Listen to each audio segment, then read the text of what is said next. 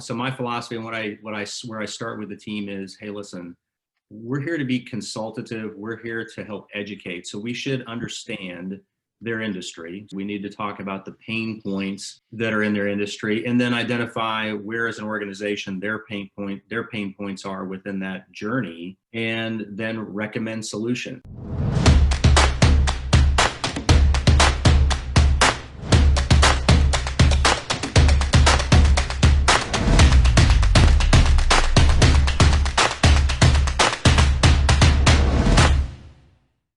My first question for you, David, is, rather than just asking you how you became a CRO, it's a bit of a tired question. Let's think about the journey you've had in life, and that can be work, it can be outside of work, and how that's influenced the kind of philosophy you have today in the role, because everyone does this slightly differently.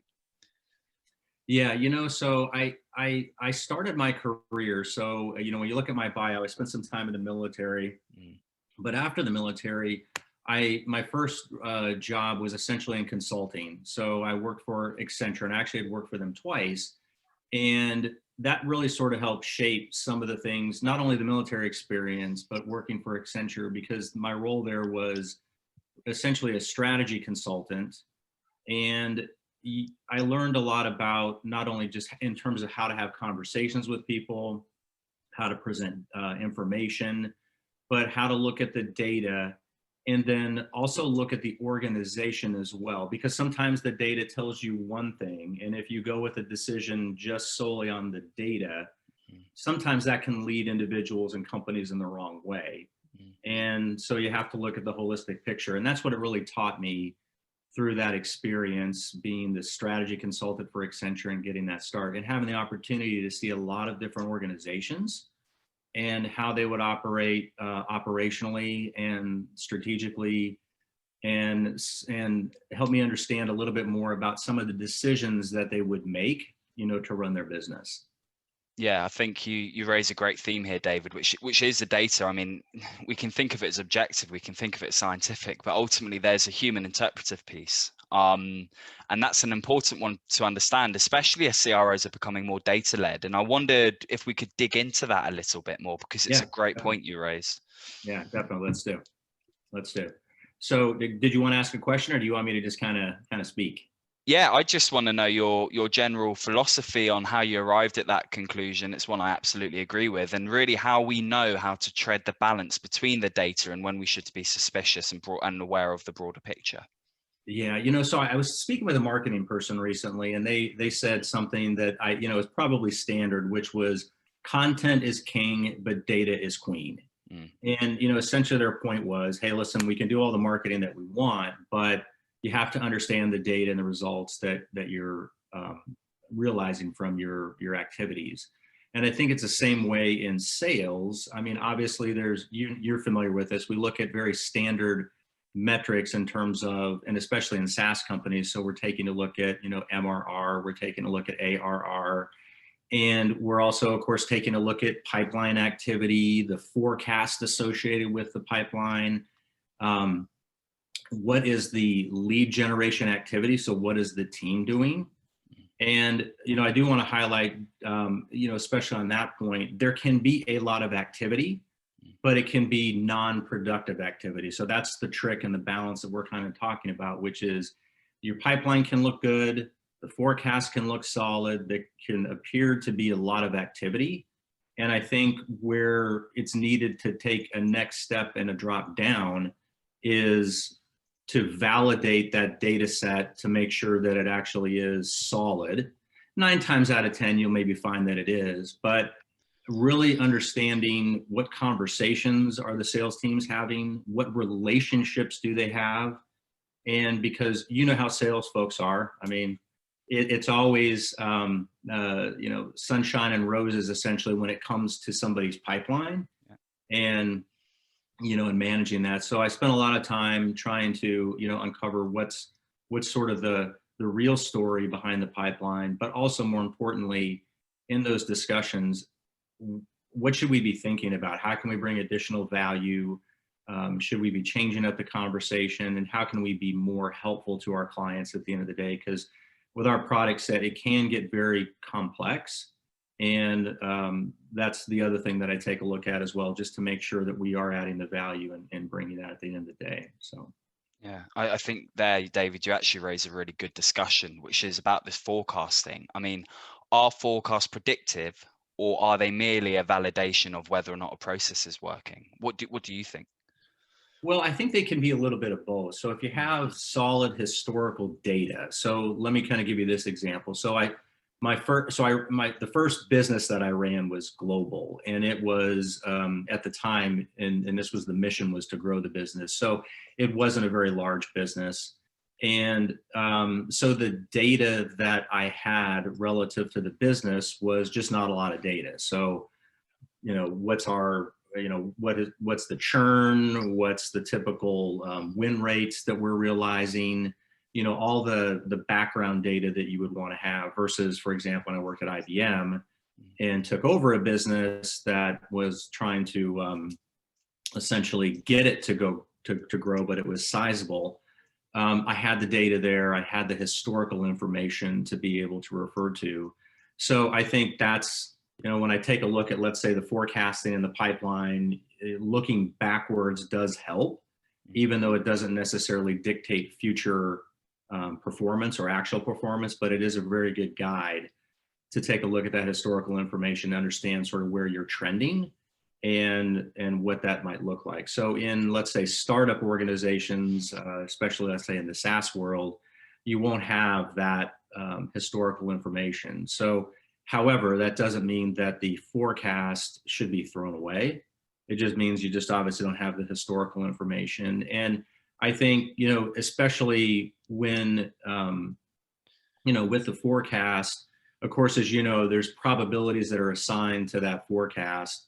And in the CRM tool, everybody has sort of their standard way of how they do it.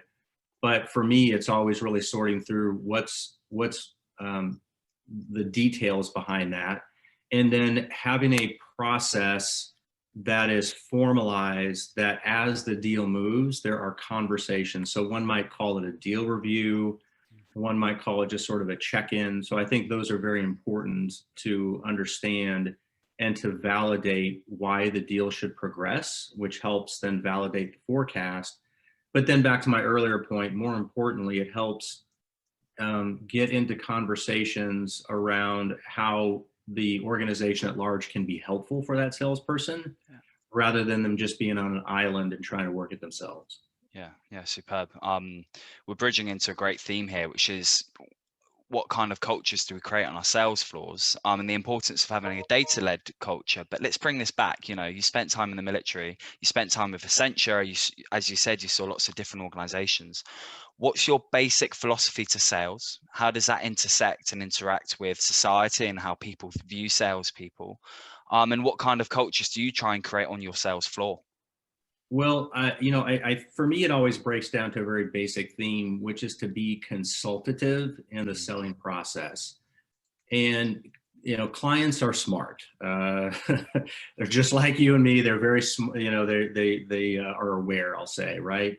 And they know when they're being sold to. yeah. And my philosophy, and where I start with the team is, hey, listen, we're here to be consultative. We're here to help educate. So we should understand their industry. So we need to talk about their industry. We need to talk about the pain points that are in their industry, and then identify where, as an organization, their pain points are within that journey, Mm, and then recommend solutions. And I've been in situations where at times the solution that you are trying to sell is not the correct solution. It's not where they should start. And I think in those situations, it's okay to sit there and tell a client, and I've done this many, not many times, but a few times, where I've had to advise a client to say, hey, listen, I just don't think this is the right direction for you. And what I would recommend is A. And in 100% of those situations, the client has always come back to me, and I've always been able to realize a sale eventually. So that's where I really start, is with that consultative part of it. And I know it's hard, especially with salespeople that have a quota, but it's take a step back. Don't worry about your quota so much. Worry about bringing the value to the client. And that's sort of, I'll say, the core philosophy. And then, wrapped around that philosophy, of course, is you have to understand your product. You also have to understand your clients, and that your book of business, whatever that is, should be treated like a business. And so my other sort of core secondary foundation is flexibility. So I don't believe that salespeople have it hard enough. They don't need to be told exactly what to do. So I am a big fan of, um, I'll call it sort of sprinting and learning from those sprints. Doesn't mean it's disorganized, but I think that there are some opportunities for flexibility within the sales process for people to explore a little bit and figure out kind of what's working with them. Yeah, I like that point, David, that last one. In SaaS, in tech, we're trying to scale businesses, aren't we? We're trying to find a repeatable process that works, that can scale. But like you said, sales have individual selling personas. They have different strengths and weaknesses. And it creates a tension there, I think, between finding a process that works and it can be applied to lots of people, but allowing people to build on their own strengths. And I wondered where you sat in that balance. How do you kind of allow for both? Well, you mean the balance between sort of being consultative and the data part? Is that what you're referring to? Apologies. No, the balance between creating a scalable process and a structure, and something that's going to still allow salespeople to conduct their approach in the way that they want and need to, based on their individual Ah, personas. yeah. So the first place I start is, for the scalability part of it is obviously with the process. So what's the process that we have? Want to make sure that it's easy to understand and that it's repeatable, to your point. Mm, Supporting that process, there, I look at, there needs to be a capability enabler to that process. So I'll use the word tools. yeah. So what kind of tools does the organization need to drive their business effectively? So it could be, for example, something to do with outreach to clients. It could be something to do with, having a better visibility into their pipeline, either at their level or at the organization level. And I am sensitive to this because I don't want to over tool the group, because then that just creates a bunch of tools and expense. But the right tool, and then a process around that tool to use it, adopt it, and to make it part of the foundation, I always see as a key part to getting to that scalability that you talked about, repeatability, but at the same time offering flexibility for the sales team to maneuver. And the maneuvering that I'm kind of talking about is, let's take, for example, let's take a marketing asset, freedom to operate within the marketing asset as it's designed, where they can have, specific conversations either with personas or with industries. So I always use the rule of sort of 80-20. So 80% is the core, and then the 20% is adjustable within that particular process. But there has to be a foundation. It can't be a bunch of, we'll call it, to use a US term, cowboys just out there sort of doing whatever they want. It has to be very structured. We have to be also, as an organization, talking and looking at the same sets of data. So nothing's worse than I'm talking A, they're talking B, because we are not looking at the same set of data to help drive the business. So that's how I try to provide some flexibility. And then, I think the other thing is just, I'm real big on just open conversations and, getting into dialogue with individuals. And then, as I talked about sort of on these deal reviews, making sure that there's additional thinking and thoughts within that process to help. So. Mm, yeah. And one point you raised there, which is alignment around metrics, it's alignment around data. It's really important. And of course, it requires rallying people around certain objectives. It requires agreement around what kind of data sets are important. And what does that look like as a CRO? How do we achieve this? How do we achieve uniformity? Especially as data can be really interpretive and people can have different conclusions from the same data set. Yeah, you're right. I mean, for example, for example, for our board, when we brief the board, we talk about the pipeline that's presented is, we'll call it the qualified pipeline, right? But that number can adjust depending on how one defines the qualified pipeline. So what percentage is your qualified pipeline? I've been in some organizations, excuse me, where it's 30%, 30% probability and above is qualified. Other organizations where it's 20%. So if one doesn't understand the components behind how that data is formulated, they will arrive at a different conclusion. So for example, if you are suggesting that 20% probability is qualified, that can leave a false sense of security that your qualified pipeline is actually much higher. So, on that front, just to make sure that we're all talking about the same data, is to make sure that we're defining it the same way, and that we all understand how that data is defined is important, to help the organization move forward and to get that consistency, and then to also ensure that everyone who's around the table discussing that is operating from the same perception, I guess I'll say.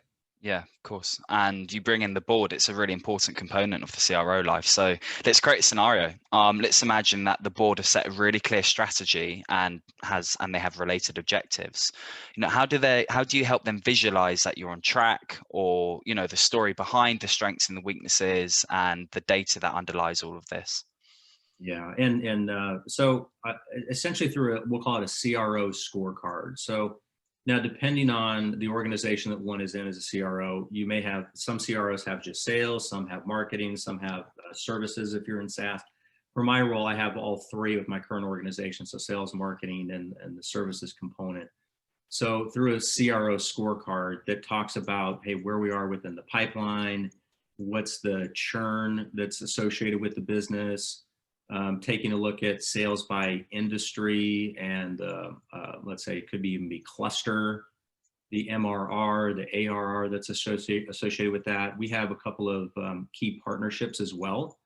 So I do break that out so they understand where we're progressing from a partnership perspective, and providing that overall view for them. Now, our board is great. They're very experienced at managing and building SaaS value within their portfolio. So they understand it, but those are the metrics that we go through to help give them insights into the business and where we're performing and where we may need some help to excel.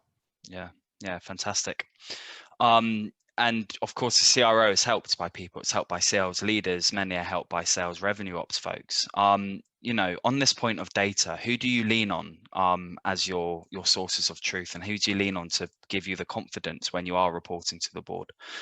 So I have two. And it's always been this way. So we'll call it sales operations. There's always, I've always had some sort of a sales operations individual that's been there, and they're very good at the numbers part of it and ensuring that the data is available. Because as you know, if even in the CRM system, one has to make sure that the data is actually in there. So that's the other thing. There needs to be a process to make sure that the CRM system is being updated and information is being captured on a regular basis. Obviously, with the modern systems, it's a little bit easier. But then also finance is the other group that I rely on as well, and interacting with them on a regular basis. Obviously, finance has a view of the complete organization, and my experience has been with the finance community. They're usually very smart. They're dealing with numbers, and so it's always a good organization to tap into to help provide that confidence that what I am looking at is the correct number. And then it also helps prevent situations where we're talking different sides, especially with the head of the business or our board. It's important to make sure we're on the same page. So. Yeah. Okay. Fantastic. Cool. We've mentioned finance. We mentioned ops. Another part of the puzzle is your VP of sales. What are you looking from a VP in terms of their ability to articulate their team's current and likely performance through data? Well, I think for a VP of sales, one is obviously they have to be good at managing their business, managing their portfolio, and also, managing the talent associated with that. But what I'm looking, for the core thing, especially around data, is of course accuracy of the data, and that the data is available and it's updated on a regular basis. and that if they have any questions about the data and concerns, that we're having active conversations around that. So I'm sure in your other conversations that's been a point of order, where it's getting the data into the system, but then also, as I was describing, validating that data. So, and this is where it gets back to the forecast, right? Because the forecast is a forecast. It's never 100% accurate. It's directional, but it's very helpful to have that view. So, yeah. Yeah. Okay. Yeah. Fantastic. Let's take a step back here. We've been in the CRO role in 2020. What have you learned now, sitting in where we are today in November, compared to where you were at the beginning? And what would you think that needs to teach other people who are entering into the CRO role, maybe for the first time? Well, I don't know if I don't know if how much I've learned as much as been reinforced, Yeah, right? sure. And it's a tough question to sort of answer a little bit, but I'll get into it because of COVID and the whole situation. But I mean, I guess I've reinforced that the basics still apply, right? So it's as we were discussing, understanding the data and how that is tying back to the business and ensuring that everyone's on the same page. And then I think that, so the thing that I have learned is that, and I knew this all along, that the skill sets of the individuals that one has on their team, people are good at selected things. Usually individuals are not good at everything, right? It's the rare individual that you're going to find, and it's capitalizing or tying into where those individuals' strengths are, and helping drive those strengths and organizing the team in a specific way.